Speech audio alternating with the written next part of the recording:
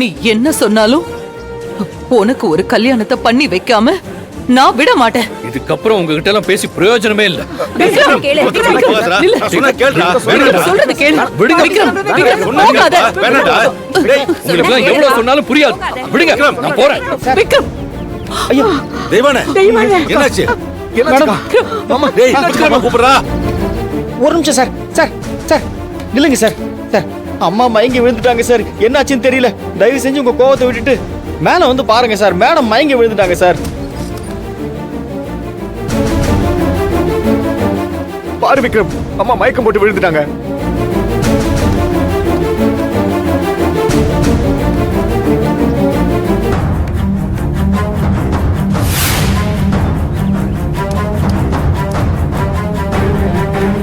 ஏய் sir ambulance கூப்பிடுறா. சரிங்க சார்.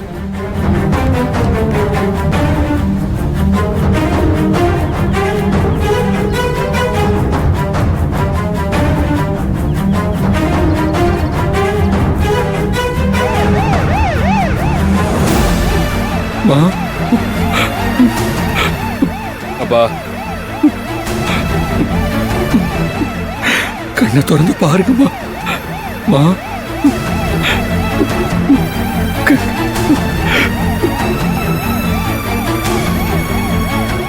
நல்ல சிவம், கொஞ்சம் சீக்கிரம் போப்பா.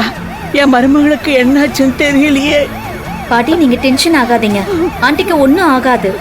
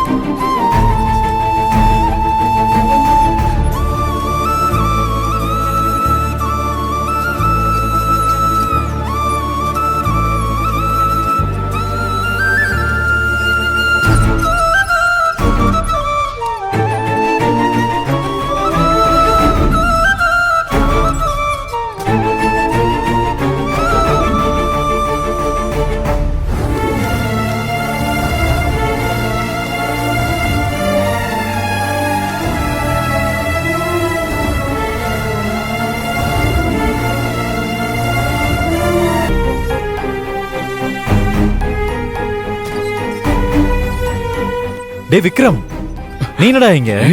முரளி, நீ? டேய், நான் இந்த ஹாஸ்பிட்டல் தான்டா டாக்டரா இருக்கேன். ஆண்டிக்கு என்ன ஆச்சு? அம்மாக்கு என்ன ஆச்சு? என்ன ஆச்சுன்னு தெரியலடா. திடீர்னு மயக்கம் போட்டு விழுந்துட்டாங்க. பேச்சு மூச்சே இல்ல. ரொம்ப பயமா இருக்குடா. டேய், நீ டென்ஷன் ஆகாத. என்னன்னு நான் பாக்குறேன்.